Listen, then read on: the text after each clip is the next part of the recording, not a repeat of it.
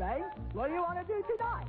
The same thing we do every night, Pinky. Try to take over the world. The Game of Life and How to Play It by Florence Scovel Shinn. Chapter 1. The Game. Most people consider life a battle, but it is not a battle. It is a game. It is a game, however, which cannot be played successfully without the knowledge of spiritual law, and the Old and the New Testaments give the rules of the game with wonderful clearness. Jesus Christ taught that it was a great game of giving and receiving. Whatsoever a man soweth, that shall he also reap. This means that whatever man sends out in word or deed will return to him. What he gives, he will receive. If he gives hate, he will receive hate. If he gives love, he will receive love. If he gives criticism, he will receive criticism. If he lies, he will be lied to. If he cheats, he will be cheated. We are taught also that the imaging faculty plays a leading part in the game of life. Keep thy heart, or imagination, with all diligence, for out of it are the issues of life. Proverbs chapter 4, verse 23. This means that what man images, sooner or later externalizes in his affairs. I know of a man who feared a certain disease. It was a very rare disease and difficult to get, but he pictured it continually and read about it until it manifested in his body. And he died, the victim of distorted imagination. So we see, to play successfully the game of life, we must train the imaging faculty. A person with an imaging faculty trained to image only good brings into his life every righteous desire of his heart. Health, wealth, love, friends, perfect self-expression, his highest ideals.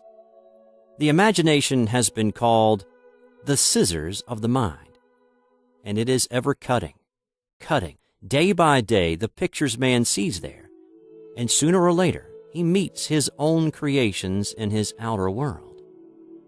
To train the imagination successfully, man must understand the workings of his mind. The Greeks said, "Know thyself." There are 3 departments of the mind: the subconscious, conscious, and superconscious. The subconscious is simply power without direction. It is like steam or electricity, and it does what it is directed to do. It has no power of induction. Whatever man feels deeply or images clearly is impressed upon the subconscious mind and carried out in minutest detail. For example, a woman I know, when a child, always made believe she was a widow. She dressed up in black clothes and wore a long black veil, and people thought she was very clever and amusing. She grew up and married a man with whom she was deeply in love. In a short time, he died, and she wore black and a sweeping veil for many years. The picture of herself as a widow was impressed upon the subconscious mind, and in due time worked itself out, regardless of the havoc created. The conscious mind has been called mortal or carnal mind. It is the human mind and sees life as it appears to be. It sees death, disaster, sickness, poverty, and limitation of every kind, and it impresses the subconscious. The superconscious mind is the God mind within each man, and is the realm of perfect ideas.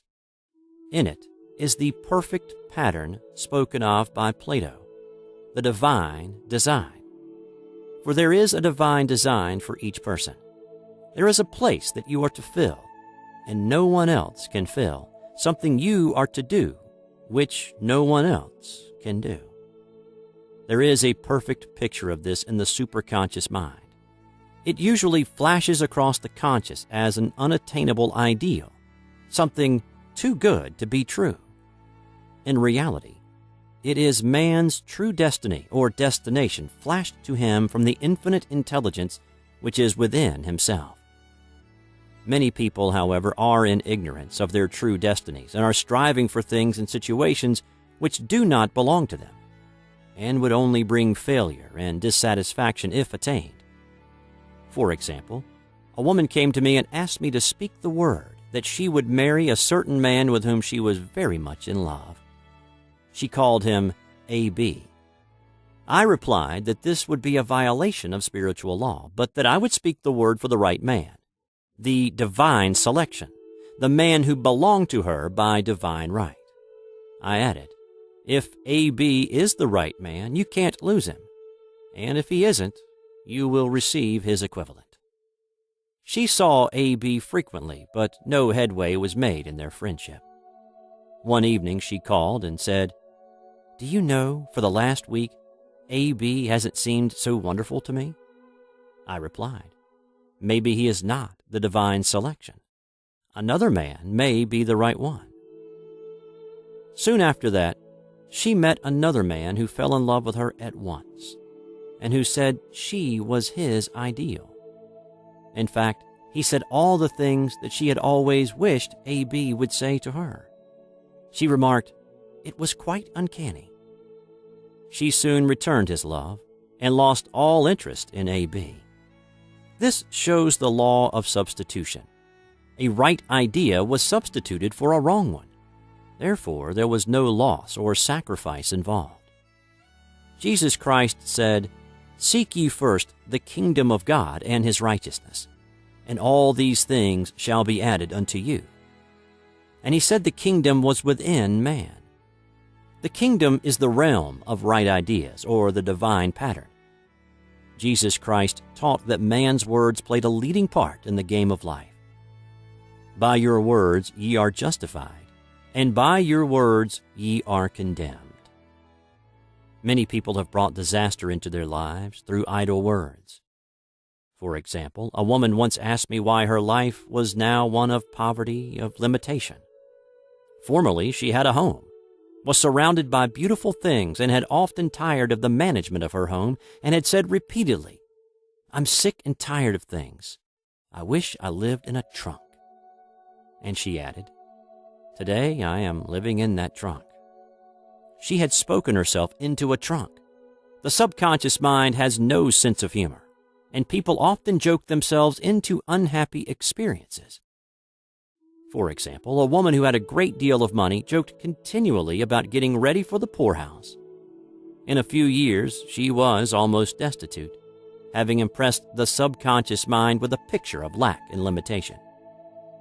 Fortunately, the law works both ways, and a situation of lack may be changed to one of plenty.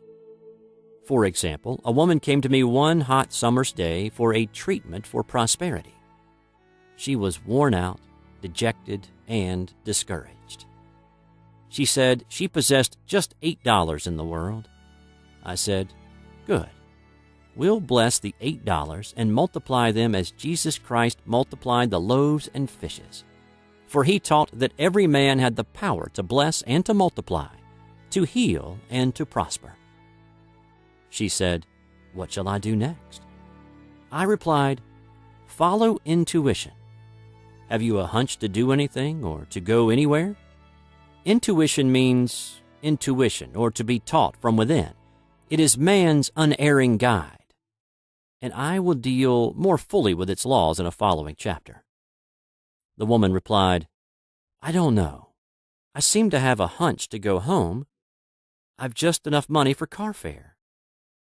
Her home was in a distant city and was one of lack and limitation, and the reasoning mind, or intellect, would have said, "Stay in New York and get work and make some money." I replied, "Then go home. Never violate a hunch." I spoke the following words for her. Infinite Spirit, open the way for great abundance, for she is an irresistible magnet for all that belongs to her by divine right.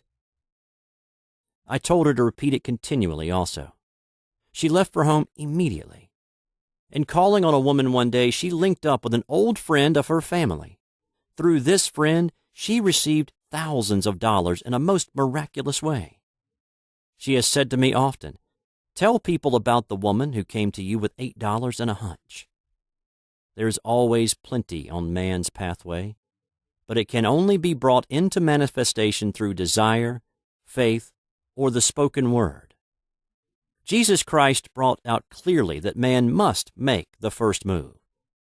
Ask, and it shall be given you. Seek, and ye shall find. Knock, and it shall be opened unto you. Matthew chapter 7, verse 7. In the Scriptures we read, "Concerning the works of my hands, command ye me." Infinite intelligence. God is ever ready to carry out man's smallest or greatest demands. Every desire, uttered or unexpressed, is a demand. We are often startled by having a wish suddenly fulfilled. For example, one Easter, having seen many beautiful rose trees in the florist's windows, I wished I would receive one, and for an instant saw it mentally being carried in the door. Easter came, and with it a beautiful rose tree. I thanked my friend the following day and told her it was just what I had wanted. She replied, "I didn't send you a rose tree. I sent you lilies." The man had mixed the order and sent me a rose tree simply because I had started the law in action, and I had to have a rose tree. Nothing stands between man and his highest ideals and every desire of his heart but doubt and fear. When man can wish without worrying, every desire will be instantly fulfilled. I will explain more fully in a following chapter the scientific reason for this, and fear must be erased from the consciousness. It is man's only enemy. Fear of lack, fear of failure, fear of sickness, fear of loss, and a feeling of insecurity on some plane. Jesus Christ said, "Why are ye fearful, O ye of little faith?" Matthew chapter 8, verse 26. So we can see we must substitute faith for fear is only inverted faith. It is faith in evil instead of good. The object of the game of life is to see clearly one's good and to obliterate all mental pictures of evil. This must be done by impressing the subconscious mind with a realization of good. A very brilliant man who has attained great success told me he had suddenly erased all fear from his consciousness by reading a sign which hung in a room. He saw printed in large letters this statement: "Why worry? It will probably never happen." These words were stamped indelibly upon his subconscious mind, and he has now a firm conviction that only good can come into his life, therefore only good can manifest. In the following chapter, I will deal with the different methods of impressing the subconscious mind. It is man's faithful servant, but one must be careful to give it the right orders. Man has ever a silent listener at his side, his subconscious mind. Every thought, every word is impressed upon it and carried out in amazing detail. It is like a singer making a record on the sensitive disc of the phonographic plate. Every note and tone of the singer's voice is registered. If he coughs or hesitates, it is registered also. So let us break all the old bad records in the subconscious mind, the records of our lives which we do not wish to keep, and make new and beautiful ones. Speak these words aloud with power and conviction. I now smash and demolish, by my spoken word, every untrue record in my subconscious mind. They shall return to the dust heap of their native nothingness, for they came from my own vain imaginings. I now make my perfect records through the Christ within, the records of health, wealth, love, and perfect self-expression. This is the square of life, the game completed. In the following chapters, I will show how man can change his conditions by changing his words. Any man who does not know the power of the word is behind the times. Death and life are in the power of the tongue. Proverbs chapter 18, verse 21. Chapter 2, the Law of Prosperity. One of the greatest messages given to the race through the Scriptures is that God is man's supply, and that man can release through his spoken word all that belongs to him by divine right? He must, however, have perfect faith in his spoken word. Isaiah said, "My word shall not return unto me void, but shall accomplish that where it is sent." We know now that words and thoughts are a tremendous vibratory force ever molding man's body and affairs. A woman came to me in great distress and said she was to be sued on the 15th of the month for $3,000. She knew no way of getting the money and was in despair. I told her God was her supply, and that there is a supply for every demand. So I spoke the word. I gave thanks that the woman would receive $3,000 at the right time in the right way. I told her she must have perfect faith and act her perfect faith. The 15th came, but no money had materialized. She called me on the phone and asked what she was to do. I replied, "It is Saturday, so they won't sue you today. Your part is to act rich, thereby showing perfect faith that you will receive it by Monday." She asked me to lunch with her to keep up her courage. When I joined her at a restaurant, I said, "This is no time to economize. Order an expensive luncheon. Act as if you have already received the $3,000. All things whatsoever ye ask in prayer, believing, ye shall receive."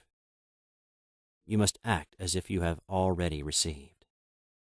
The next morning she called me on the phone and asked me to stay with her during the day. I said, "No, you are divinely protected and God is never too late." In the evening she phoned again, greatly excited, and said, "My dear, a miracle has happened. I was sitting in my room this morning when the doorbell rang. I said to the maid, 'Don't let anyone in.' The maid, however, looked out the window and said, 'It's your cousin with a long white beard.' So I said, 'Call him back. I would like to see him.' He was just turning the corner when he heard the maid's voice, and he came back. He talked for about an hour, and just as he was leaving, he said, 'Oh, by the way, how were finances?' I told him I needed the money, and he said, 'Why, my dear, I will give you $3,000 the first of the month.' I didn't like to tell him I was going to be sued. 'What shall I do? I won't receive it till the first of the month, and I must have it tomorrow,' I said. 'I'll keep on treating,' I said. 'Spirit is never too late.' I give thanks she has received the money on the invisible plane and that it manifests on time. The next morning her cousin called her up and said, 'Come to my office this morning and I will give you the money.' That afternoon she had $3,000 to her credit in the bank and wrote checks as rapidly as her excitement would permit.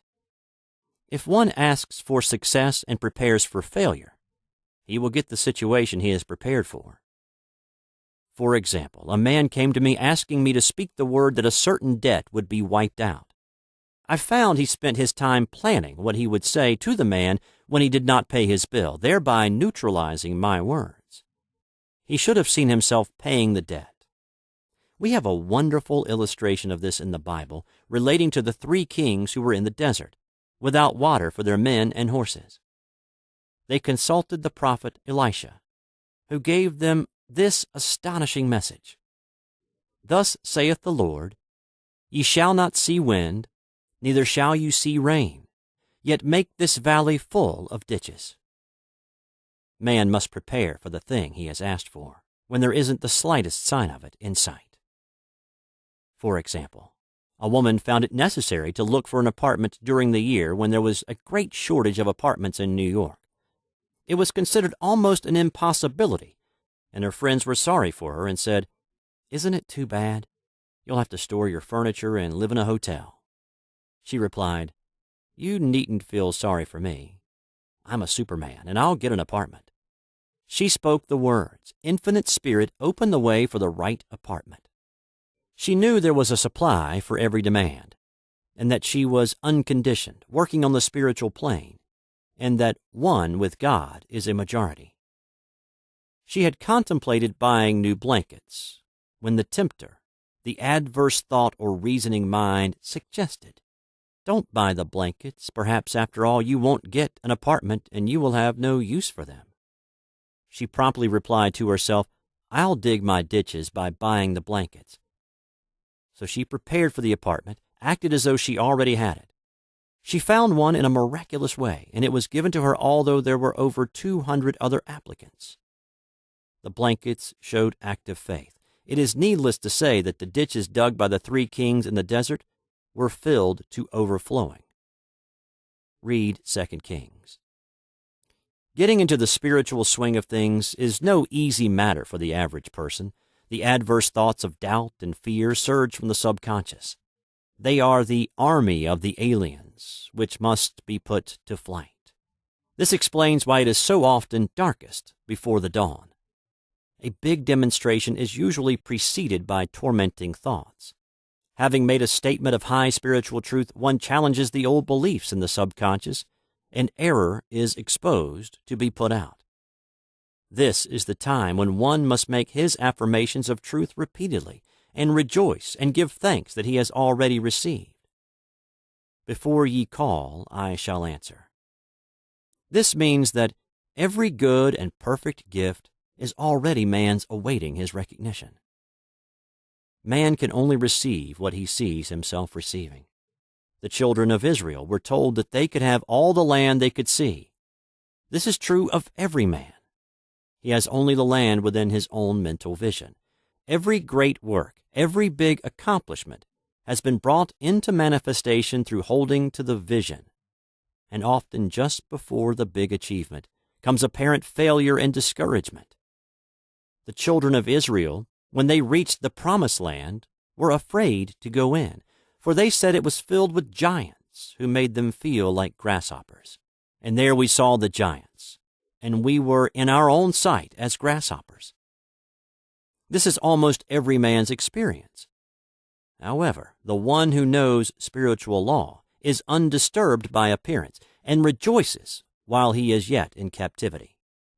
That is, he holds to his vision and gives thanks that the end is accomplished. He has received. Jesus Christ gave a wonderful example of this. He said to his disciples, "Say not ye, there are yet 4 months, and then cometh the harvest.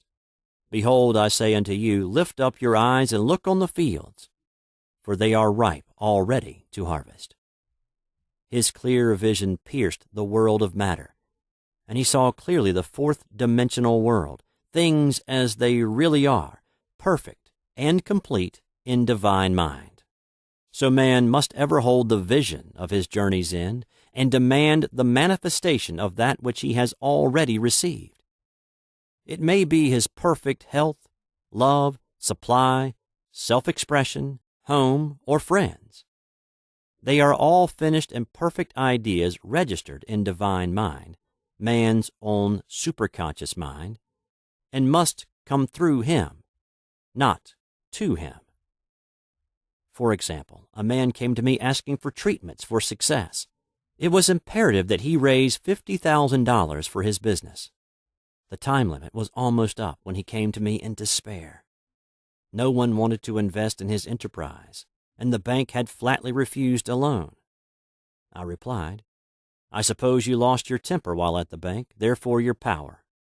You can control any situation if you first control yourself. Go back to the bank," I added, "and I will treat." My treatment was, "You are identified in love with the spirit of everyone connected with the bank. Let the divine idea come out of this situation." He replied, "Woman, you are talking about an impossibility. Tomorrow is Saturday. The bank closes at 12, and my train won't get me there until 10, and the time limit is up tomorrow, and anyway, they won't do it. It's too late." I replied, "God doesn't need any time and is never too late. With Him, all things are possible." I added, "I don't know anything about business, but I know all about God." He replied, "It all sounds fine when I see her listening to you, but when I go out, it's terrible." He lived in a distant city, and I did not hear from him for a week. Then came a letter. It read, "You were right. I raised the money and will never again doubt the truth of all that you told me." I saw him a few weeks later, and I said, "What happened? You evidently had plenty of time after all." He replied, My train was late, and I got there just 15 minutes to 12. I walked into the bank quietly and said, "I have come for the loan." And they gave it to me without a question.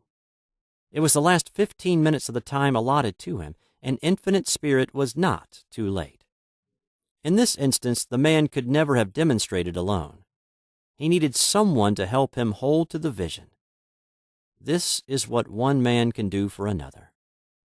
Jesus Christ knew the truth of this when he said, "If two of you shall agree on earth as touching anything that they shall ask, it shall be done for them of my Father which is in heaven." One gets too close to his own affairs and becomes doubtful and fearful. The friend or healer sees clearly the success, health, or prosperity and never wavers, because he is not close to the situation. It is much easier to demonstrate for someone else than for one's self. So a person should not hesitate to ask for help if he feels himself wavering. A keen observer of life once said, "No man can fail if some one person sees him successful." Such is the power of the vision, and many a great man owed his success to a wife or sister or a friend who believed in him and held without wavering to the perfect pattern. Chapter 3. The Power of the Word. A person knowing the power of the Word becomes very careful of his conversation. He has only to watch the reaction of his words to know that they do not return void. Through his spoken word, man is continually making laws for himself. I knew a man who said, "I always miss a car. It invariably pulls out just as I arrive." His daughter said, "I always catch a car. It's sure to come just as I get there." This occurred for years. Each one had made a separate law for himself, one of failure, one of success. This is the psychology of superstitions. The horseshoe or rabbit's foot contains no power, but man's spoken word and belief that it will bring good luck creates expectancy in the subconscious mind and attracts a lucky situation. I find, however, this will not work when man has advanced spiritually and knows a higher law. One cannot turn back and must put away graven images. For example, 2 men in my class had had great success in business for several months, when suddenly everything went to smash. We tried to analyze the situation, and I found, instead of making their affirmations and looking to God for success and prosperity, they had each bought a lucky monkey. I said, "Oh, I see. You have been trusting in the lucky monkeys instead of God. Put away the lucky monkeys and call on the law of forgiveness, for man has power to forgive or neutralize his mistakes." They decided to throw the lucky monkeys down a coal hole, and all went well again. This does not mean, however, that one should throw away every lucky ornament or horseshoe about the house, but he must recognize that the power back of it is the one and only power, God, and that the object simply gives him a feeling of expectancy. I was with a friend one day who was in deep despair. In crossing the street, she picked up a horseshoe. Immediately, she was filled with joy and hope. She said God had sent her the horseshoe in order to keep up her courage. It was, indeed, at that moment, about the only thing that could have registered in her consciousness. Her hope became faith, and she ultimately made a wonderful demonstration. I wish to make the point clear that the men previously mentioned were depending on the monkeys alone, while this woman recognized the power back of the horseshoe. I know, in my own case, it took a long while to get out of a belief that a certain thing brought disappointment. If the thing happened, disappointment invariably followed. I found the only way I could make a change in the subconscious was by asserting there are not 2 powers.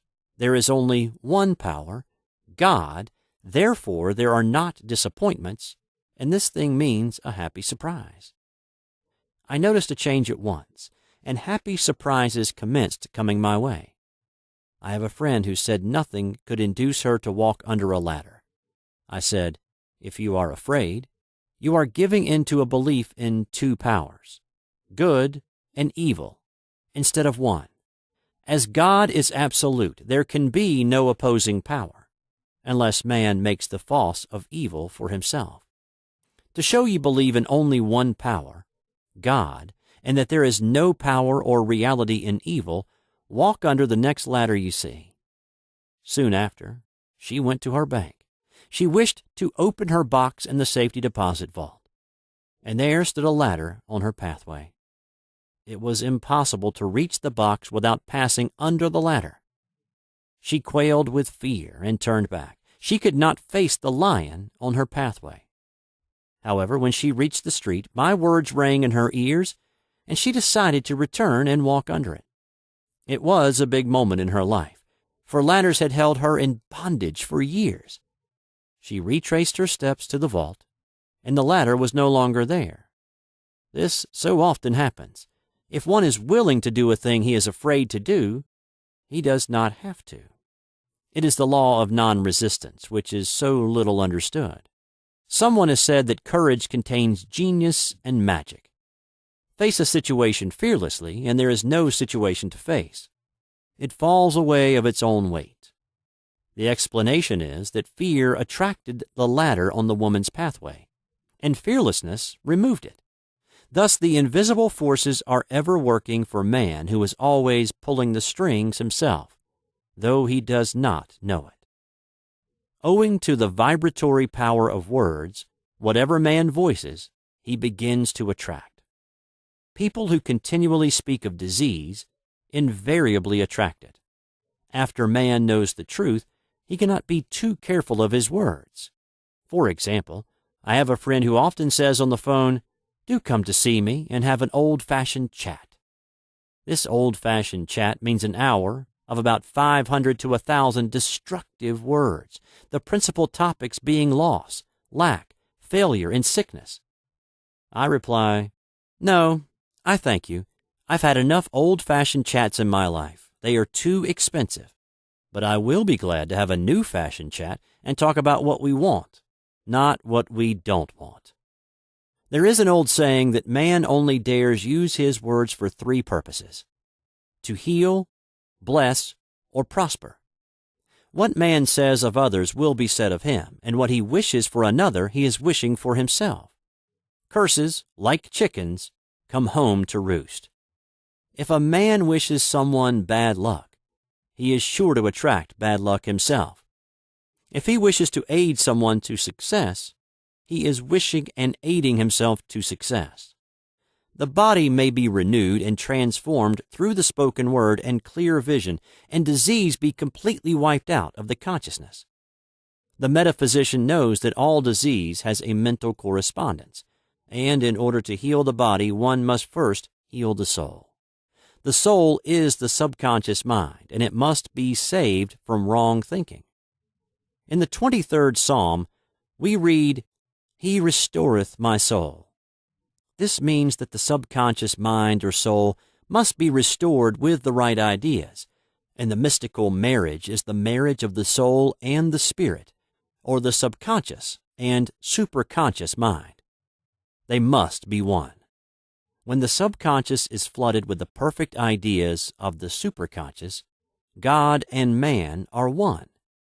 I and the Father are one. That is, he is one with the realm of perfect ideas.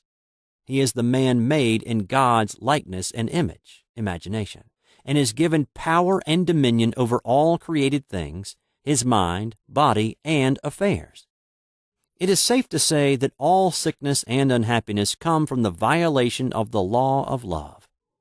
A new commandment I give unto you: love one another, and in the game of life, love or goodwill takes every trick.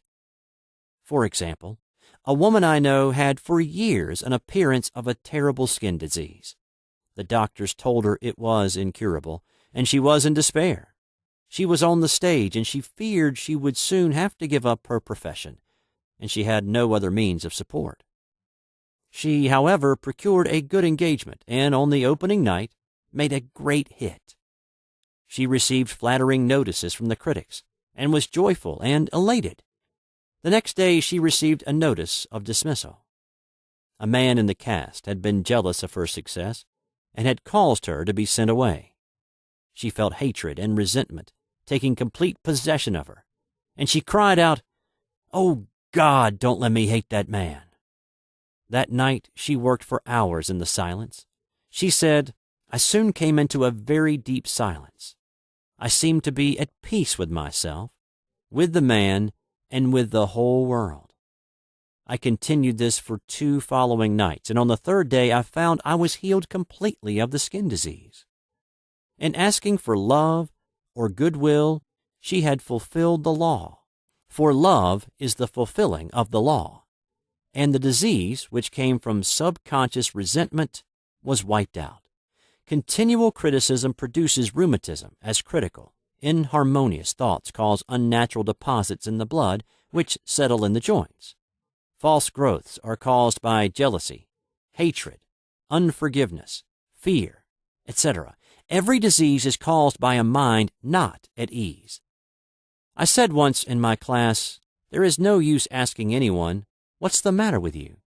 We might just as well say, "Who's the matter with you?" Unforgiveness is the most prolific cause of disease. It will harden arteries or liver and affect the eyesight. In its train are endless ills. I called on a woman one day who said she was ill from having eaten a poisoned oyster. I replied, "Oh, no, the oyster was harmless.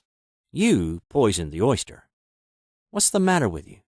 She answered, "Oh, about 19 people." She had quarreled with 19 people and had become so inharmonious that she attracted the wrong oyster. Any inharmony on the external indicates there is mental inharmony. As the within, so the without. Man's only enemies are within himself, and a man's foes shall be they of his own household. Personality is one of the last enemies to be overcome, as this planet is taking its initiation in love. It was Christ's message, peace on earth, goodwill towards man. The enlightened man, therefore, endeavors to perfect himself upon his neighbors.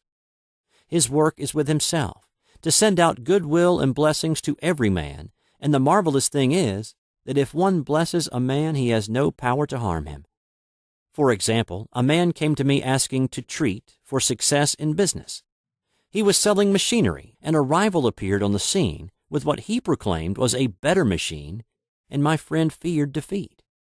I said, "First of all, we must wipe out all fear and know that God protects your interest, and that the divine idea must come out of the situation. That is, the right machine will be sold by the right man to the right man." And I added, "Don't hold one critical thought towards that man. Bless him all day and be willing not to sell your machine if it isn't the divine idea." So we went to the meeting, fearless and non-resistant, and blessing the other man. He said the outcome was very remarkable. The other man's machine refused to work, and he sold his without the slightest difficulty. But I say unto you, love your enemies, bless them that curse you, do good to them that hate you, and pray for them which spitefully use you and persecute you. Goodwill produces a great aura of protection about the one who sends it, and no weapon that is formed against him shall prosper. In other words, love and goodwill destroy the enemies with one's self. Therefore, one has no enemies on the external. There is peace on earth for him who sends goodwill to man. Chapter 4. The Law of Non-Resistance. Nothing on earth can resist an absolutely non-resistant person. The Chinese say that water is the most powerful element because it is perfectly non-resistant. It can wear away a rock and sweep all before it. Jesus Christ said, "Resist not evil." For he knew in reality there is no evil, therefore nothing to resist. Evil has come of man's vain imagination, or belief in two powers, good and evil. There is an old legend that Adam and Eve ate of Maya, the tree of illusion, and saw two powers instead of one power, God. Therefore, evil is a false law man has made for himself through psychoma or soul sleep. Soul sleep means that man's soul has been hypnotized by the race belief of sin, sickness, and death, etc., which is carnal or mortal thought, and his affairs have outpictured his illusions.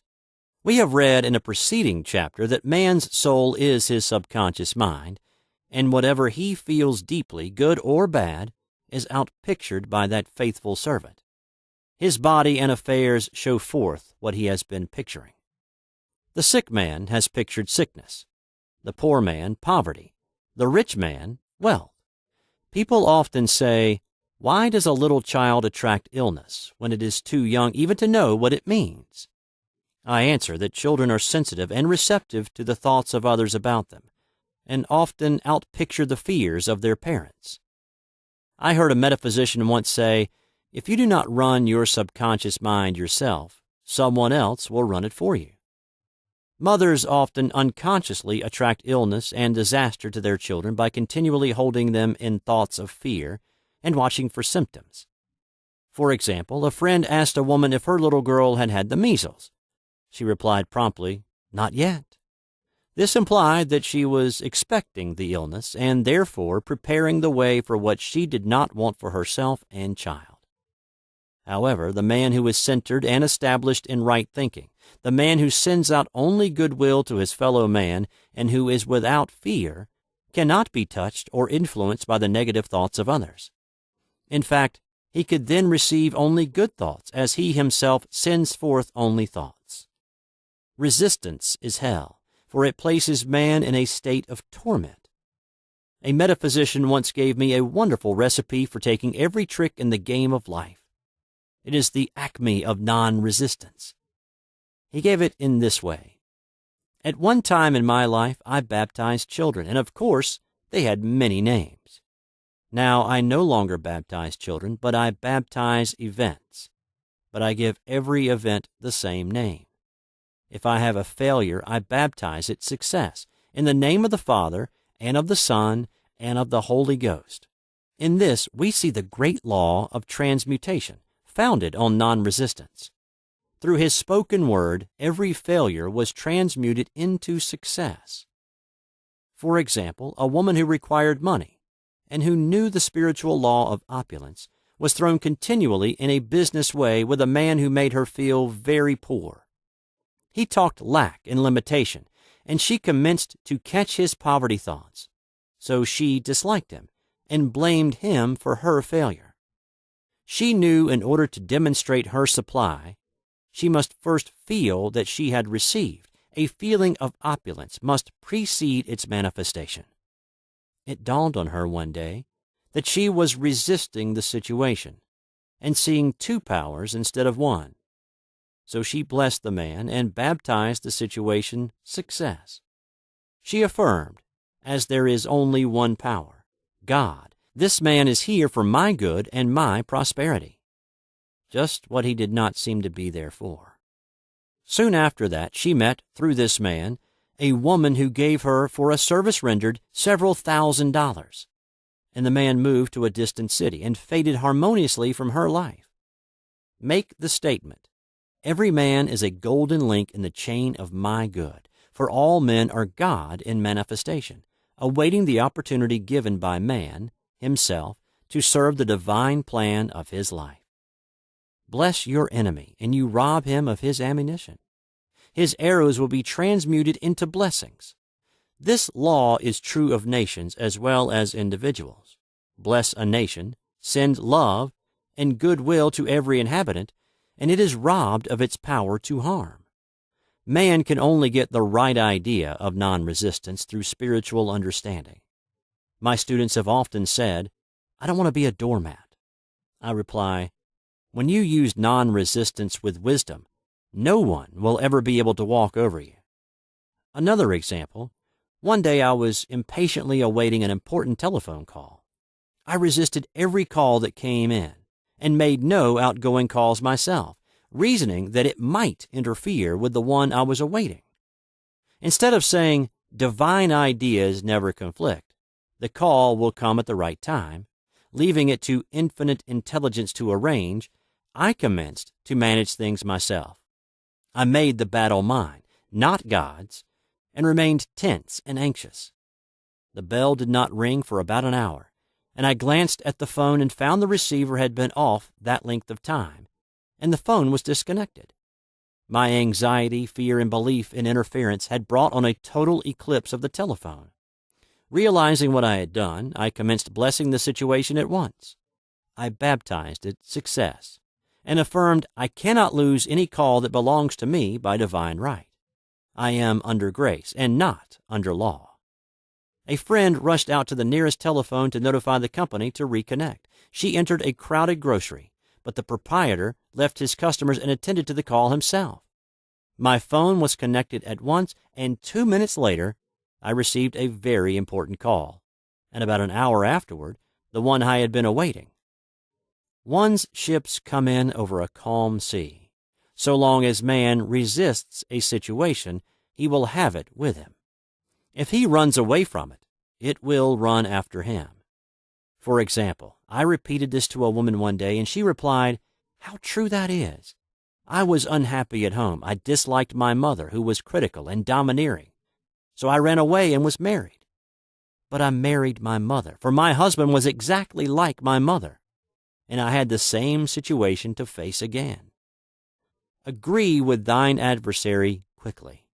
This means agree that the adverse situation is good, be undisturbed by it, and it falls away of its own weight. "None of these things move me" is a wonderful affirmation. The inharmonious situation comes from some inharmony within man himself. When there is in him no emotional response to an inharmonious situation, it fades away forever from his pathway. So we see man's work is ever with himself. People have said to me, "Give treatments to change my husband or my brother." I reply, "No, I will give treatments to change you. When you change, your husband and your brother will change." One of my students was in the habit of lying. I told her it was a failure method, and if she lied, she would be lied to. She replied, "I don't care. I can't possibly get along without lying." One day she was speaking on the phone to a man with whom she was very much in love. She turned to me and said, "I don't trust him. I know he's lying to me." I replied, "Well, you lie yourself, so someone has to lie to you, and you will be sure it will be just the person you want the truth from." Some time after that, I saw her, and she said, "I'm cured of lying." I questioned, "What cured you?" And she replied, "I have been living with a woman who lied worse than I did."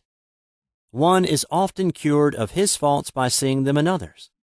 Life is a mirror, and we find only ourselves reflected in our associates. Living in the past is a failure method and a violation of spiritual law. Jesus Christ said, "Behold, now is the accepted time. Now is the day of salvation." Lot's wife looked back and was turned into a pillar of salt. The robbers of time are the past and the future. Man should bless the past and forget it if it keeps him in bondage, and bless the future, knowing it has in store for him endless joys, but live fully in the now.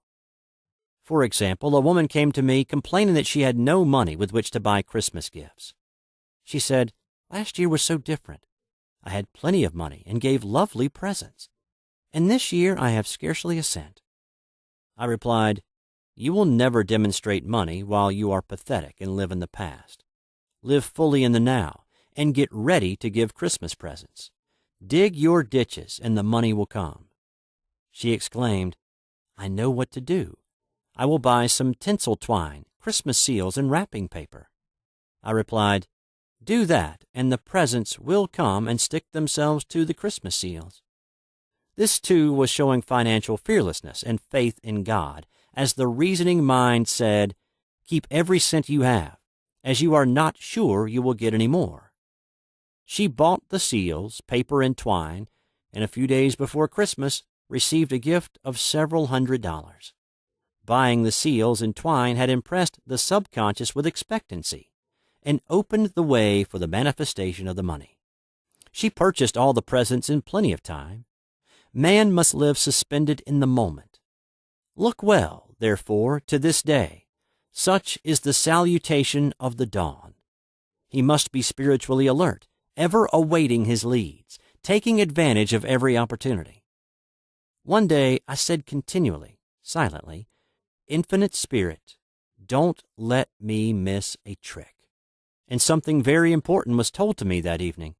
It is most necessary to begin the day with right words. Make an affirmation immediately upon waking. For example, Thy will be done this day. Today is a day of completion. I give thanks for this perfect day. Miracle shall follow miracle, and wonders shall never cease. Make this a habit, and one will see wonders and miracles come into his life. One morning I picked up a book and read, Look with wonder at that which is before you. It seemed to be my message for the day. So I repeated again and again, Look with wonder at that which is before you. At about noon, a large sum of money was given me, which I had been desiring for a certain purpose. In a following chapter, I will give affirmations that I have found most effective. However, one should never use an affirmation unless it is absolutely satisfying and convincing to his own consciousness, and often an affirmation is changed to suit different people. For example, the following has brought success to many. I have a wonderful work in a wonderful way. I give wonderful service for wonderful pay. I gave the first two lines to one of my students, and she added the last two. It made a most powerful statement, as there should always be perfect payment for perfect service, and a rhyme sinks easily into the subconscious. She went about singing it aloud and soon did receive wonderful work in a wonderful way and gave wonderful service for wonderful pay. Another student, a businessman, took it and changed the word work to business. He repeated, I have a wonderful business in a wonderful way, and I give wonderful service for wonderful pay. That afternoon he made a $40,000 deal, though there had been no activity in his affairs for months. Every affirmation must be carefully worded and completely cover the ground. For example, I knew a woman who was in great need and made a demand for work. She received a great deal of work, but was never paid anything. She now knows to add, wonderful service for wonderful pay. It is man's divine right to have plenty, more than enough. His barns should be full, and his cup should flow over. This is God's idea for man, and when man breaks down the barriers of lack in his own consciousness, the golden age will be his, and every righteous desire of his heart fulfilled. Chapter 5. The Law of Karma and the Law of Forgiveness. Man receives only that which he gives. The game of life is a game of boomerangs. Man's thoughts, deeds, and words return to him sooner or later, with astounding accuracy. This is the law of karma, which is Sanskrit for come back. Whatsoever a man soweth, that shall he also reap. For example, a friend told me this story of herself illustrating the law. She said, I make all my karma on my aunt. Whatever I say to her, someone says to me. I am often irritable at home, and one day said to my aunt, who was talking to me during dinner, No more talk. I wish to eat in peace. The following day I was lunching with a woman with whom I wished to make a great impression. I was talking animatedly when she said, No more talk. I wish to eat in peace. My friend is high in consciousness, so her karma returns much more quickly than to one on the mental plane. The more man knows, the more he is responsible for, and a person with a knowledge of spiritual law which he does not practice suffers greatly in consequence. The fear of the Lord, law, is the beginning of wisdom. If we read the word Lord, law, it will make many passages in the Bible much clearer. Vengeance is mine. I will repay, saith the Lord. Law. It is the law which takes vengeance, not God. God sees man perfect, created in his own image, imagination, and given power and dominion. This is the perfect idea of man, registered in divine mind, awaiting man's recognition, for man can only be what he sees himself to be, and only attain what he sees himself attaining. Nothing ever happens without an onlooker, is an ancient saying. Man sees first his failure or success, his joy or sorrow, before it swings into visibility from the scenes set in his own imagination. We have observed this in the mother picturing disease for her child, or a woman seeing success for her husband. Jesus Christ said, "And ye shall know the truth, and the truth shall make you free." So we see freedom from all unhappy conditions comes through knowledge, a knowledge of spiritual law. Obedience precedes authority, and the law obeys man when he obeys the law. The law of electricity must be obeyed before it becomes man's servant. When handled ignorantly, it becomes man's deadly foe. So with the laws of mind. For example, a woman with a strong personal will wished she owned a house which belonged to an acquaintance, and she often made mental pictures of herself living in the house. In the course of time, the man died and she moved into the house. Several years afterwards, coming into the knowledge of spiritual law, she said to me, "Do you think I had anything to do with that man's death?" I replied, "Yes, your desire was so strong everything made way for it, but you paid your karmic debt. Your husband, whom you loved devotedly, died soon after, and the house was a white elephant on your hands for years." The original owner, however, could not have been affected by her thoughts had he been positive in the truth, nor her husband, but they were both under karmic law. The woman should have said, feeling the great desire for the house, "Infinite intelligence, give me the right house, equally as charming as this, the house which is mine, by divine right." The divine selection would have given perfect satisfaction and brought good to all. The divine pattern is the only safe pattern to work by. Desire is a tremendous force and must be directed in the right channels, or chaos ensues. In demonstrating, the most important step is the first step, to ask aright. Man should always demand only that which is by divine right. To go back to the illustration, had the woman taken this attitude, "If this house I desire is mine, I cannot lose it. If it is not, give me its equivalent." The man might have decided to move out harmoniously had it been the divine selection for her, or another house would have been substituted. Anything forced into manifestation through personal will is always ill-got and has ever bad success. Man is admonished, "My will be done, not thine." And the curious thing is, man always gets just what he desires when he does relinquish personal will, thereby enabling infinite intelligence to work through him. "Stand ye still and see the salvation of the Lord." Law. For example, a woman came to me in great distress. Her daughter had determined to take a very hazardous trip, and the mother was filled with fear. She said she had used every argument, had pointed out the dangers to be encountered, and forbidden her to go. But the daughter became more and more rebellious and determined. I said to the mother, "You are forcing your personal will upon your daughter, which you have no right to do, and your fear of the trip is only attracting it, for man attracts what he fears." I added, "Let go and take your mental hands off.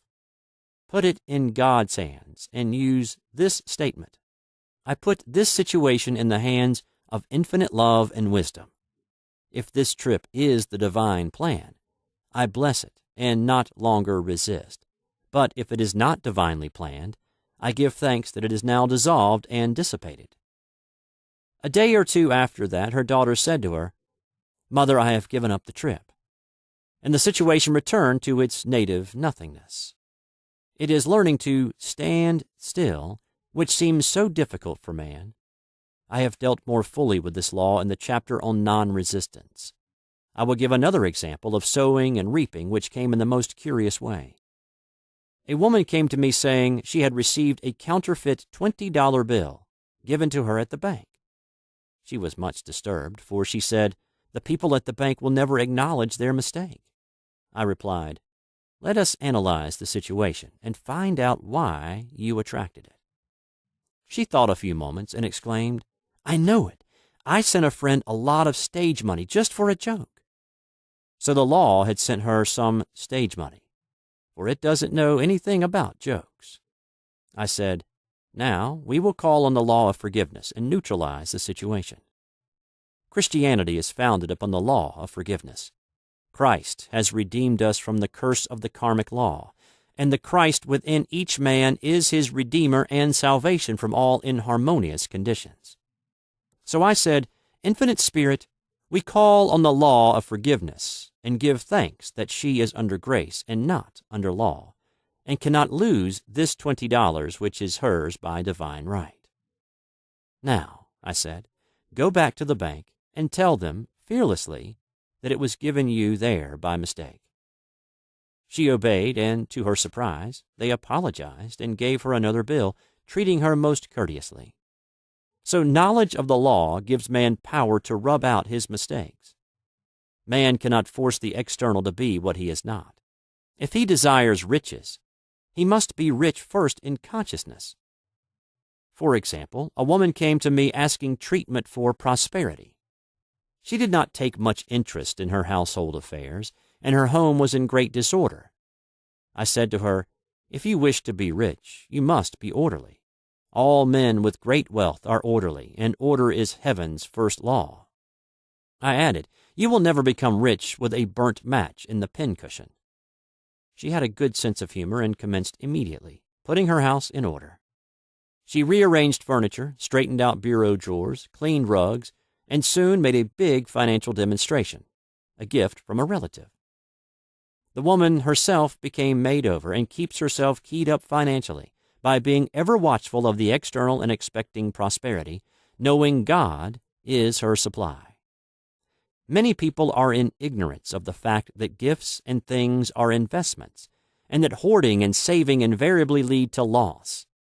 There is that scattereth and yet increaseth, and there is that withholdeth more than is meet, but it tendeth to poverty. For example, I knew a man who wanted to buy a fur-lined overcoat. He and his wife went to various shops, but there was none he wanted. He said they were all too cheap-looking. At last he was shown one the salesman said was valued at $1,000, but which the manager would sell him for $500, as it was late in the season. His financial possessions amounted to about $700. The reasoning mind would have said, "You can't afford to spend nearly all you have on a coat." But he was very intuitive and never reasoned. He turned to his wife and said, "If I get this coat, I'll make a ton of money." So his wife consented, weakly. About a month later, he received a $10,000 commission. The coat made him feel so rich it linked him with success and prosperity. Without the coat, he would not have received the commission. It was an investment, paying large dividends. If man ignores these leadings to spend or to give, the same amount of money will go in an uninteresting or unhappy way. For example, a woman told me on Thanksgiving Day she informed her family that they could not afford a Thanksgiving dinner. She had the money, but decided to save it. A few days later, someone entered her home and took from the bureau drawer the exact amount the dinner would have cost. The law always stands back of the man who spends fearlessly, with wisdom. For example, one of my students was shopping with her little nephew. The child clamored for a toy, which she told him she could not afford to buy. She realized suddenly that she was seeking lack and not recognizing God as her supply. So she bought the toy, and on her way home picked up in the street the exact amount of money she had paid for it. Man's supply is inexhaustible and unfailing when fully trusted, but faith or trust must precede the demonstration. According to your faith, be it unto you. Faith is the substance of things hoped for, the evidence of things not seen, for faith holds the vision steady, and the adverse pictures are dissolved and dissipated, and in due season we shall reap, if we faint not. Jesus Christ brought the good news, the gospel, that there was a higher law than the law of karma, and that law transcends the law of karma. It is the law of grace, or forgiveness. It is the law which frees man from the law of cause and effect, the law of consequence. Under grace and not under law. We are told that on this plane, man reaps where he has not sown. The gifts of God are simply poured out upon him. All that the kingdom affords is his. This continued state of bliss awaits the man who has overcome the race or world thought. In the world thought, there is tribulation. But Jesus Christ said, "Be of good cheer. I have overcome the world." The world thought is that of sin, sickness, and death. He saw their absolute unreality and said, "Sickness and sorrow shall pass away, and death itself, the last enemy, be overcome." We know now, from a scientific standpoint, that death could be overcome by stamping the subconscious mind with the conviction of eternal youth and eternal life. The subconscious, being simply power without direction, carries out orders without questioning. Working under the direction of the superconscious, the Christ or God within man, the resurrection of the body would be accomplished. Man would no longer throw off his body in death. It would be transformed into the body electric, sung by Walt Whitman, for Christianity is founded upon the forgiveness of sins and an empty tomb. Chapter 6. Casting the Burden, Impressing the Subconscious. When man knows his own powers and the workings of his mind, his great desire is to find an easy and quick way to impress the subconscious with good, for simply an intellectual knowledge of the truth will not bring results. In my own case, I've found the easiest way is in casting the burden. A metaphysician once explained it in this manner.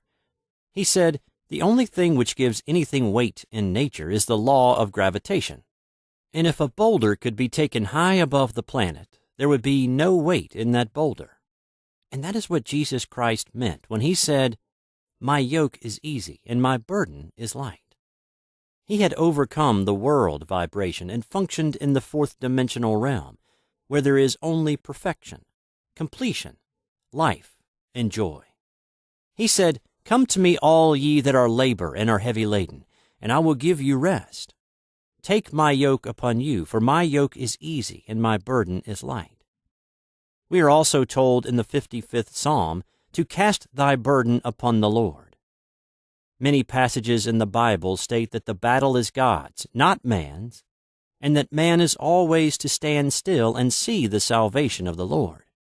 This indicates that the superconscious mind, or Christ within, is the department which fights man's battles and relieves him of burdens. We see, therefore, that man violates law if he carries a burden, and a burden is an adverse thought or condition, and this thought or condition has its root in the subconscious.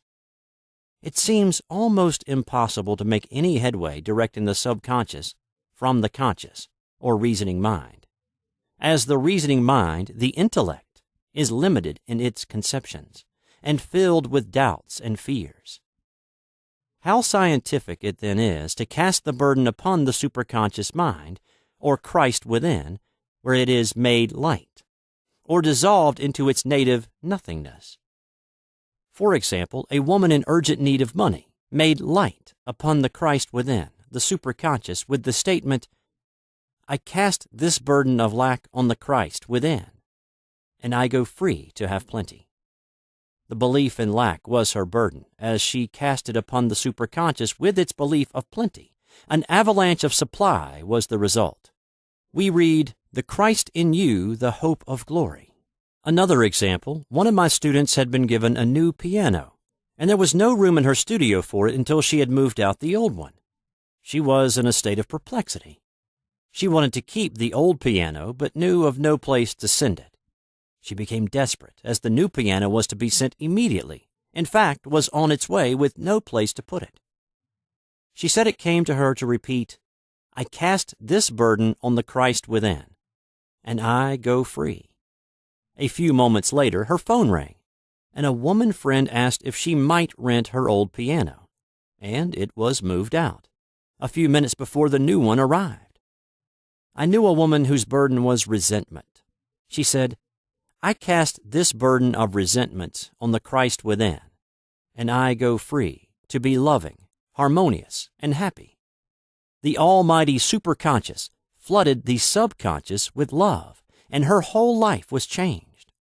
For years, resentment has held her in a state of torment and imprisoned her soul, the subconscious mind. The statement should be made over and over and over, sometimes for hours at a time, silently or audibly, with quietness but determination.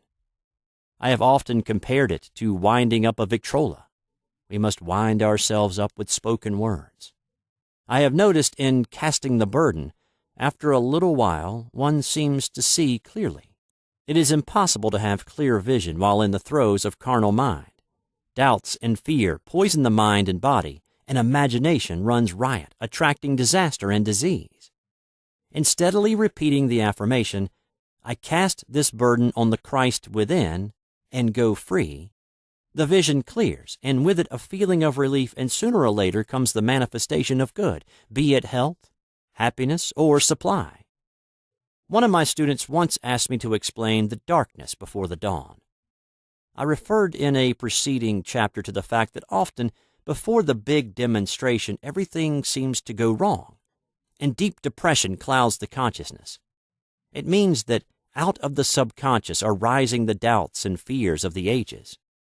These old derelicts of the subconscious rise to the surface, to be put out. It is then that man should clap his cymbals, like Jehoshaphat, and give thanks that he is saved, even though he seems surrounded by the enemy, the situation of lack or disease. The student continued, "How long must one remain in the dark?" And I replied, "Until one can see in the dark. And casting the burden enables one to see in the dark.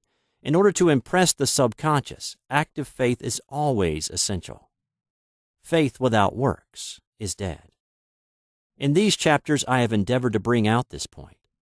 Jesus Christ showed active faith when he commanded the multitude to sit down on the ground before he gave thanks for the loaves and fishes. I will give another example showing how necessary this step is. In fact, active faith is the bridge over which man passes to his promised land. Through misunderstanding, a woman had been separated from her husband, whom she loved deeply. He refused all offers of reconciliation and would not communicate with her in any way. Coming into the knowledge of spiritual law, she denied the appearance of separation. She made this statement: "There is no separation in divine mind. Therefore, I cannot be separated from the love and companionship which are mine by divine right." She showed active faith by arranging a place for him at the table every day, thereby impressing the subconscious with a picture of his return. Over a year passed, but she never wavered, and one day he walked in.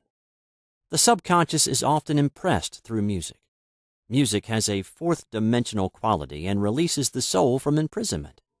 It makes wonderful things seem possible and easy of accomplishment. I have a friend who uses her Victrola daily for this purpose. It puts her in perfect harmony and releases the imagination. Another woman often dances while making her affirmations. The rhythm and harmony of music and motion carry her words forth with tremendous power.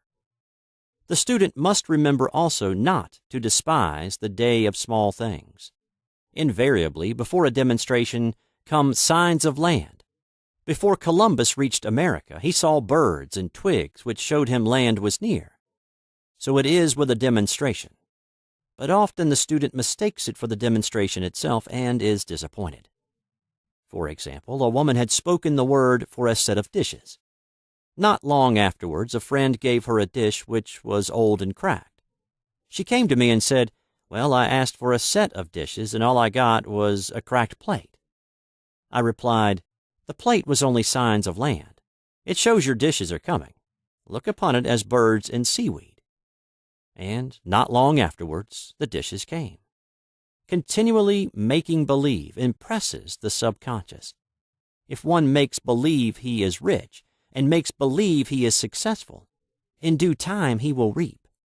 Children are always making believe, and except ye be converted and become as little children, ye shall not enter the kingdom of heaven. For example, I know of a woman who was very poor, but no one could make her feel poor. She earned a small amount of money from rich friends who constantly reminded her of her poverty and to be careful in saving. Regardless of their admonitions, she would spend all her earnings on a hat, or make someone a gift, or be in a rapturous state of mind. Her thoughts were always centered on beautiful clothes and rings and things, but without envying others. She lived in the world of the wondrous, and only riches seemed real to her. Before long, she married a rich man, and the rings and things became visible. I do not know whether the man was the divine selection, but opulence had to manifest in her life, and she had imaged only opulence. There is no peace or happiness for man until he has erased all fear from the subconscious. Fear is misdirected energy and must be redirected or transmuted into faith. Jesus Christ said, "Why are ye fearful, O ye of little faith? All things are possible to him that believeth." I am asked so often by my students, "How can I get rid of fear?" I reply, by walking up to the thing you are afraid of. The lion takes its fierceness from your fear. Walk up to the lion and he will disappear. Run away and he runs after you. I have shown in previous chapters how the lion of lack disappeared when the individual spent money fearlessly, showing faith that God was his supply and therefore unfailing. Many of my students have come out of the bondage of poverty and are now bountifully supplied through losing all fear of letting money go out. The subconscious is impressed with the truth that God is the giver and gift. Therefore, as one is one with the giver, he is one with the gift. A splendid statement is, "I now thank God the giver for God the gift." Man has long separated himself from his good and his supply through thoughts of separation and lack that sometimes it takes dynamite to dislodge these false ideas from the subconscious, and the dynamite is a big situation. We see in the foregoing illustration how the individual was freed from his bondage by showing fearlessness. Man should watch himself hourly to detect if his motive for action is fear or faith. Choose ye this day whom we shall serve, fear or faith. Perhaps one's fear is of personality. Then do not avoid the people feared. Be willing to meet them cheerfully, and they will either prove golden links in the chain of one's good or disappear harmoniously from one's pathway. Perhaps one's fear is of disease or germs. Then one should be fearless and undisturbed in a germ-laden situation, and he would be immune. One can only contract germs while vibrating at the same rate as the germ, and fear drags men down to the level of the germ. Of course, the disease-laden germ is the product of carnal mind, as all thought must objectify. Germs do not exist in the superconscious or divine mind, therefore are the product of man's vain imagination. In the twinkling of an eye, man's release will come when he realizes there is no power in evil. The material world will fade away, and the fourth-dimensional world, the world of the wondrous, will swing into manifestation. "And I saw a new heaven and a new earth, and there shall be no more death, neither sorrow nor crying, neither shall there be any more pain, for the former things are passed away." Chapter 7. Love. Every man on this planet is taking his initiation in love.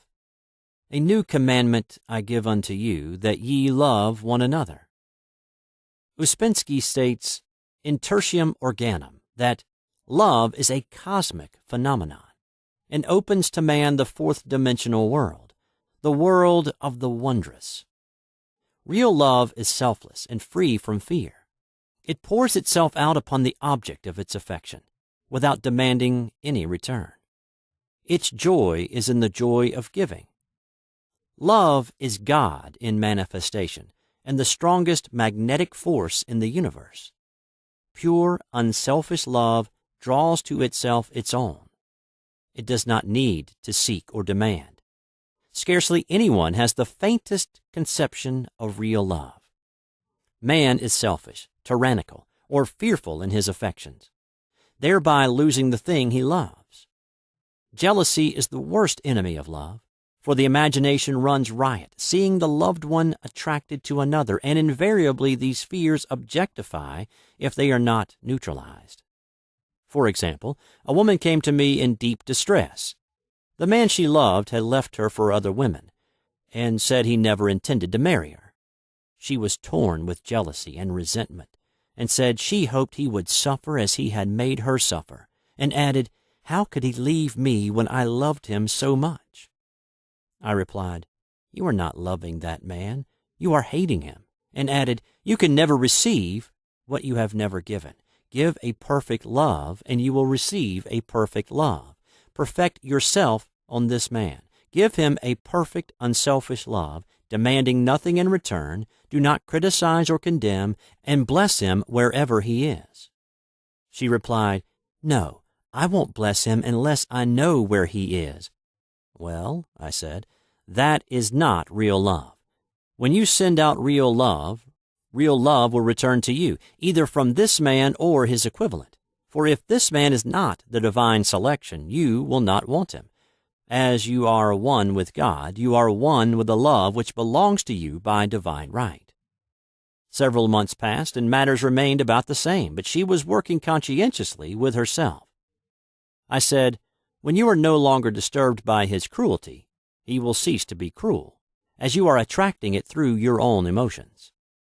Then I told her of a brotherhood in India, who never said good morning to each other.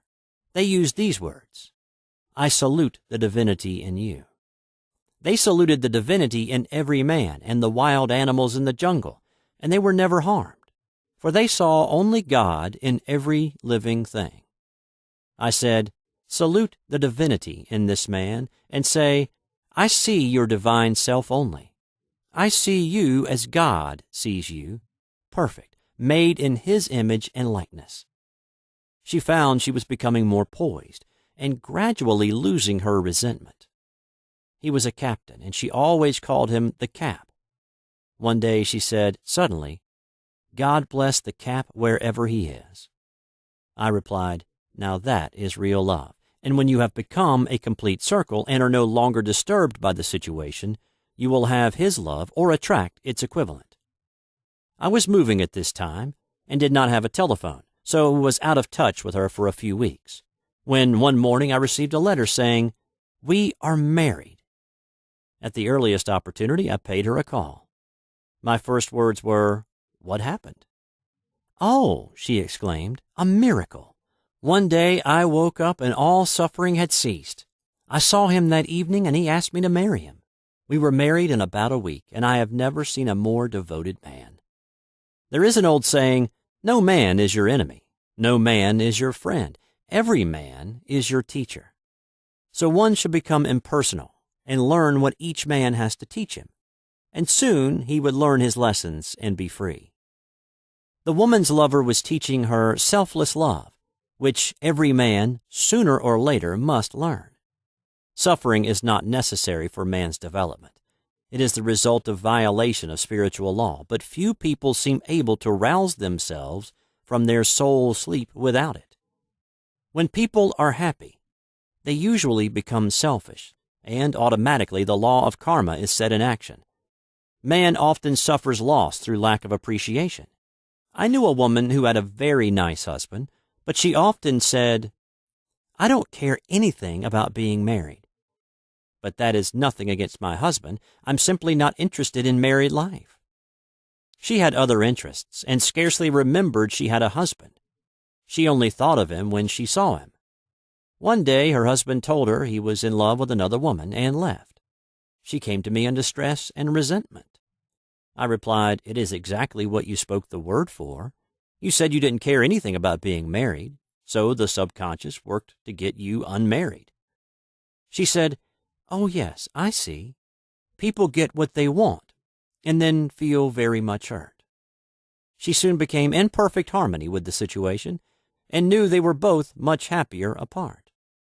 When a woman becomes indifferent or critical and ceases to be an inspiration to her husband, he misses the stimulus of her early relationship and is restless and unhappy. A man came to me dejected, miserable, and poor. His wife was interested in the science of numbers and had had him read. It seems the report was not very favorable, for he said, "My wife says I'll never amount to anything because I'm a 2. I replied, "I don't care what your number is. You're a perfect idea in divine mind, and we will demand the success and prosperity which are already planned for you by that infinite intelligence." Within a few weeks, he had a very fine position, and a year or two later he achieved a brilliant success as a writer. No man is a success in business unless he loves his work. The picture the artist paints for love of his art is his greatest work. The pot boiler is always something to live down. No man can attract money if he despises it. Many people are kept in poverty by saying, "Money means nothing to me, and I have a contempt for people who have it." This is the reason so many artists are poor. Their contempt for money separates them from it. I remember hearing one artist say of another, "He's no good as an artist. He has money in the bank." This attitude of mind, of course, separates man from his supply. He must be in harmony with a thing in order to attract it. Money is God in manifestation, as freedom from want and limitation. But it must be always kept in circulation and put to right uses. Hoarding and saving react with grim vengeance. This does not mean that man should not have houses and lots, stocks and bonds, for the barns of the righteous man shall be full. It means man should not hoard even the principal if an occasion arises when money is necessary. In letting it go out fearlessly and cheerfully, he opens the way for more to come in, for God is man's unfailing and inexhaustible supply. This is the spiritual attitude towards money, and the great bank of the universal never fails. We see an example of hoarding in the film production of Greed. The woman won $5,000 in a lottery, but would not spend it.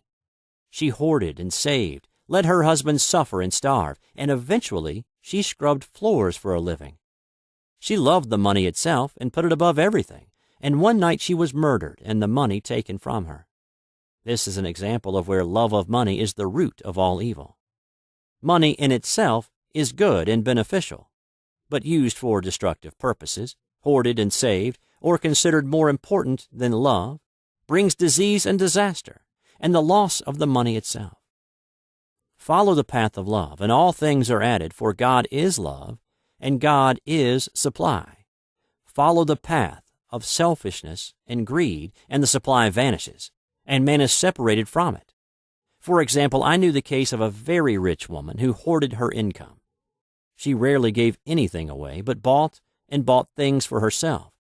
She was very fond of necklaces, and a friend once asked her how many she possessed. She replied, 67.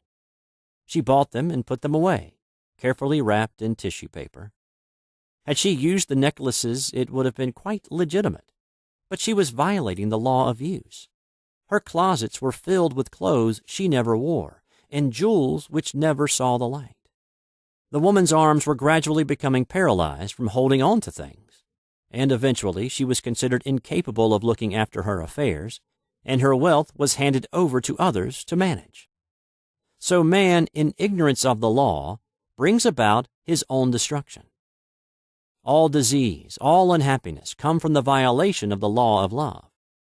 Man's boomerangs of hate, resentment, and criticism come back laden with sickness and sorrow. Love seems almost a lost art, but the man with the knowledge of spiritual law knows it must be regained, for without it he has become as sounding brass and tinkling cymbals. For example, I had a student who came to me month after month to clean her consciousness of resentment. After a while, she arrived at the point where she resented only one woman, but that one woman kept her busy.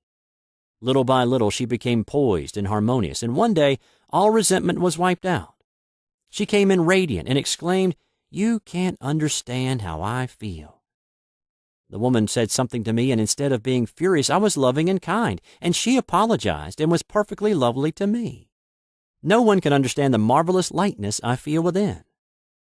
Love and goodwill are invaluable in business. For example, a woman came to me complaining of her employer. She said she was cold and critical, and knew she did not want her in the position. Well, I replied, salute the divinity in the woman and send her love. She said, I can't. She's a marble woman. I answered, you remember the story of the sculptor who asked for a certain piece of marble? He was asked why he wanted it, and he replied, because there is an angel in the marble. And out of it he produced a wonderful work of art.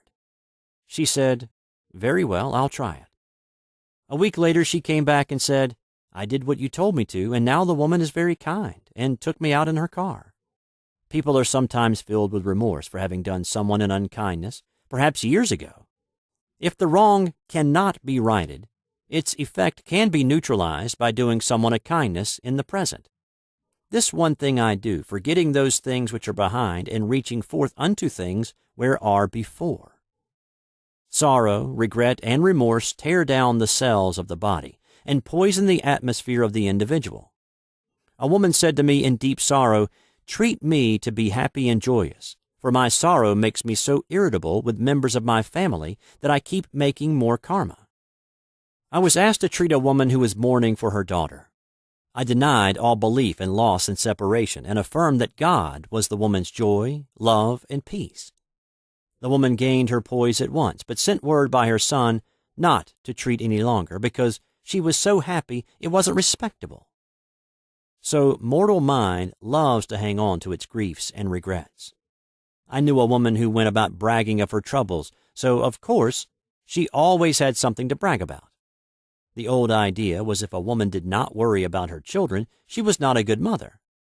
Now, we know that mother fear is responsible for many of the diseases and accidents which come into the lives of children. For fear pictures vividly the disease or situation feared, and these pictures objectify, if not neutralized.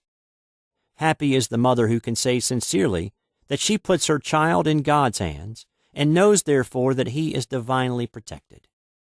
For example, a woman awoke suddenly in the night, feeling her brother was in great danger. Instead of giving in to fears, she commenced making statements of truth, saying, man is a perfect idea in divine mind, and is always in his right place. Therefore, my brother is in his right place and is divinely protected. The next day she found that her brother had been in close proximity to an explosion in a mine, but had miraculously escaped. So man is her brother's keeper, in thought, and every man should know that the thing he loves dwells in the secret place of the Most High and abides under the shadow of the Almighty. There shall no evil befall thee, neither shall any plague come nigh thy dwelling. Perfect love casteth out fear. He that feareth is not made perfect in love. And love is the fulfilling of the law. Chapter 8. Intuition or Guidance. There is nothing too great of accomplishment for the man who knows the power of his word and who follows his intuitive leads. By the word, he starts in action unseen forces and can rebuild his body or remold his affairs.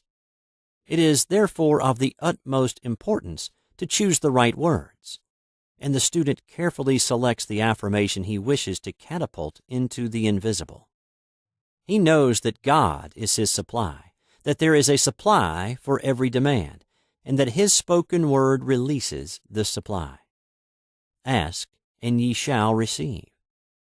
Man must make the first move. Draw nigh to God, and he will draw nigh to you. I have often been asked just how to make a demonstration. I reply, speak the word, and then do not do anything until you get a definite lead. Demand the lead, saying, Infinite Spirit, reveal to me the way. Let me know if there is anything for me to do. The answer will come through intuition or hunch, a chance remark from someone, or a passage in a book. The answers are sometimes quite startling in their exactness. For example, a woman desired a large sum of money. She spoke the words, Infinite Spirit, open the way for my immediate supply. let all that is mine by divine right now reach me in great avalanches of abundance." Then she added, "Give me a definite lead. Let me know if there is anything for me to do." The thought came quickly. Give a certain friend, who had helped her spiritually, $100. She told her friend, who said, "Wait and get another lead before giving it." So she waited, and that day met a woman who said to her, "I gave someone $1 today. It was just as much for me as it would be for you to give someone 100.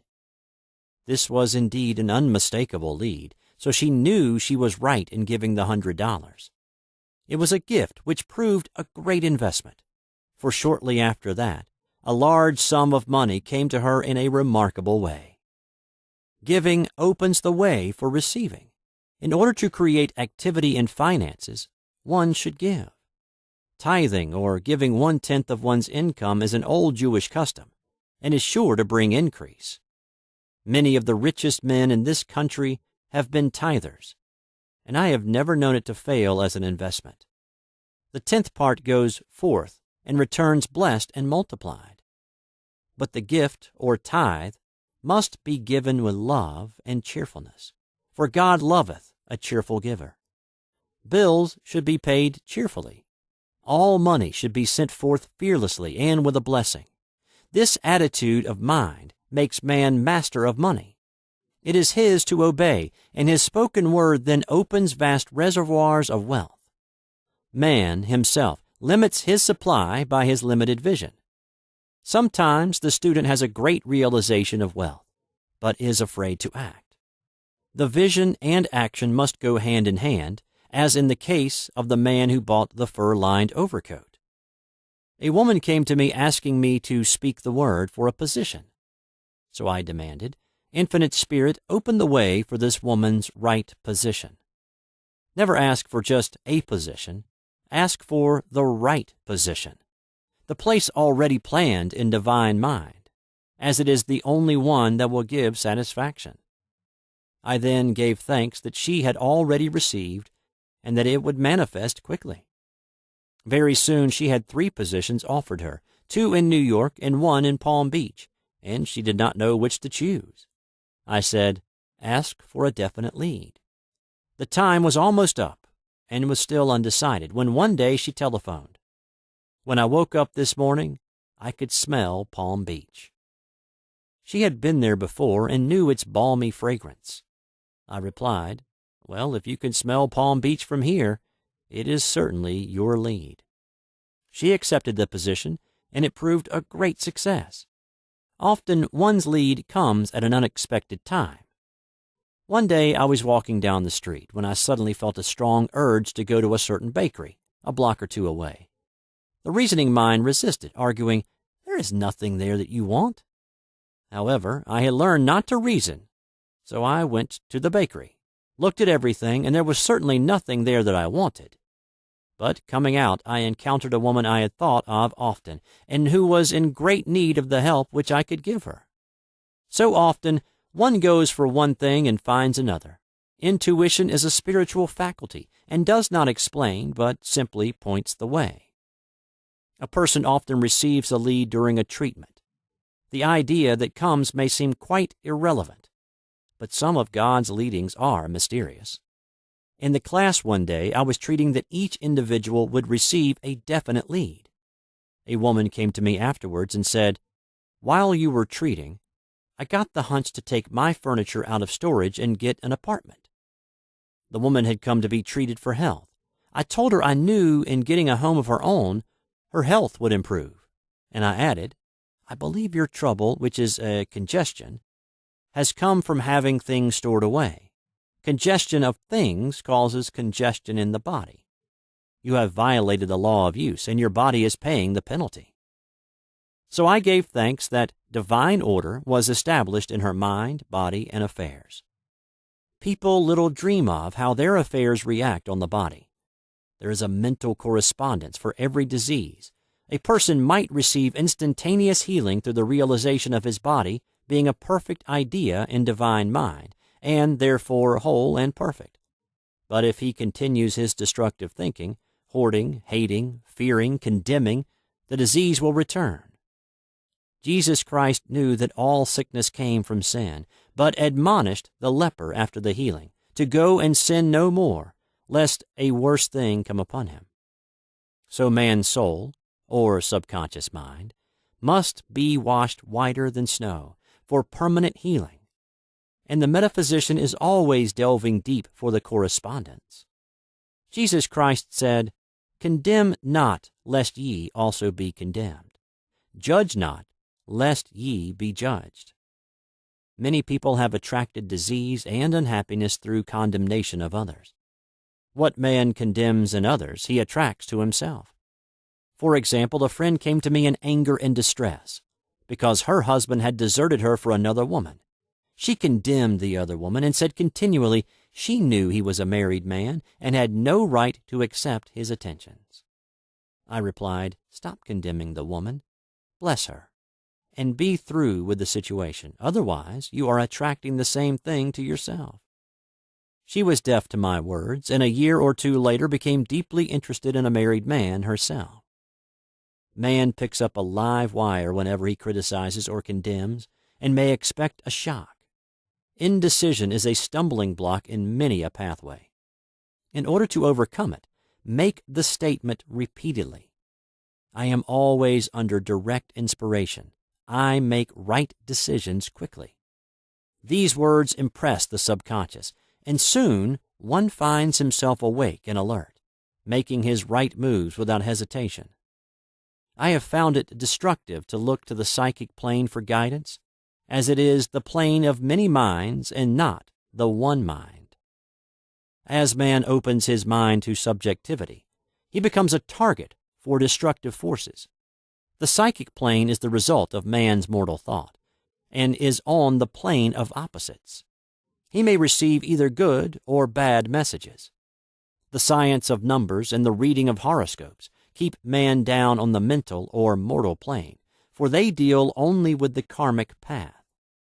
I know of a man who should have been dead years ago, according to his horoscope, but he is alive and a leader of one of the biggest movements in this country for the uplift of humanity. It takes a very strong mind to neutralize a prophecy of evil.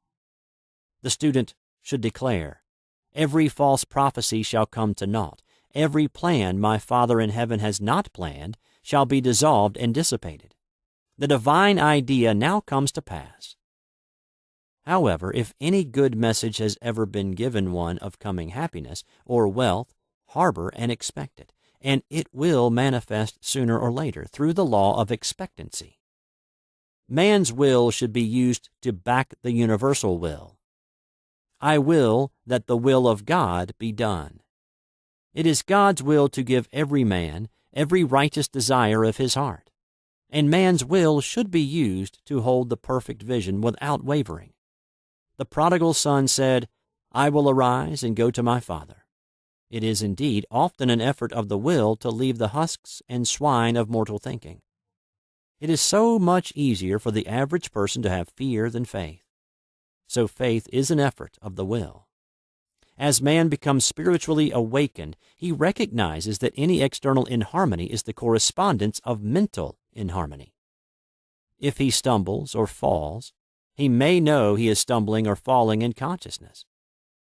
One day, a student was walking along the street condemning someone in her thoughts. She was saying mentally, "That woman is the most disagreeable woman on earth," when suddenly 3 Boy Scouts rushed around the corner and almost knocked her over. She did not condemn the Boy Scouts, but immediately called on the law of forgiveness and saluted the divinity in the woman. Wisdom's way are ways of pleasantness, and all her paths are peace. When one has made his demands upon the universal, he must be ready for surprises. Everything may seem to be going wrong, when in reality it is going right. For example, a woman was told that there was no loss in divine mind, therefore she could not lose anything which belonged to her. Anything lost would be returned, or she would receive its equivalent. Several years previously, she had lost $2,000. She had loaned the money to a relative during her lifetime, but the relative had died, leaving no mention of it in her will. The woman was resentful and angry, and as she had no written statement of the transaction, she never received the money. So she determined to deny the loss and collect the $2,000 from the Bank of the Universal. She had to begin by forgiving the woman, as resentment and unforgiveness closed the doors of this wonderful bank. She made this statement: "I deny loss. There is no loss in divine mind. Therefore, I cannot lose the $2,000 which belong to me by divine right. As one door shuts, another door opens." She was living in an apartment house which was for sale, and in the lease was a clause stating that if the house was sold, the tenants would be required to move out within 90 days. Suddenly, the landlord broke the leases and raised the rent.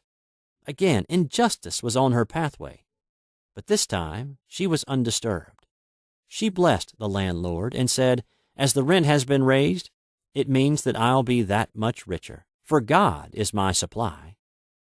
New leases were made out for the advanced rent, but by some divine mistake, the 90 days clause had been forgotten. Soon after, the landlord had an opportunity to sell the house. On account of the mistake in the new leases, the tenants held possession for another year. The agent offered each tenant $200 if he would vacate. Several families moved. 3 remained, including the woman. A month or 2 passed, and the agent again appeared. This time he said to the woman, "Will you break your lease for the sum of $1,500? It flashed upon her. Here comes the $2,000. She remembered having said to friends in the house, "We will all act together if anything more is said about leaving." So her lead was to consult her friends. These friends said, "Well, if they have offered you $1,500, they will certainly give $2,000. So she received a check for $2,000 for giving up the apartment. It was certainly a remarkable working of the law, and the apparent injustice was merely opening the way for her demonstration. It proved that there is no loss, and when man takes his spiritual stand, he collects all that is his from this great reservoir of good. "I will restore to you the years the locusts have eaten." These adverse thoughts alone rob man, for no man gives to himself but himself, and no man takes away from himself but himself. Man is here to prove God and to bear witness to the truth, and he can only prove God by bringing plenty out of lack, and justice out of justice.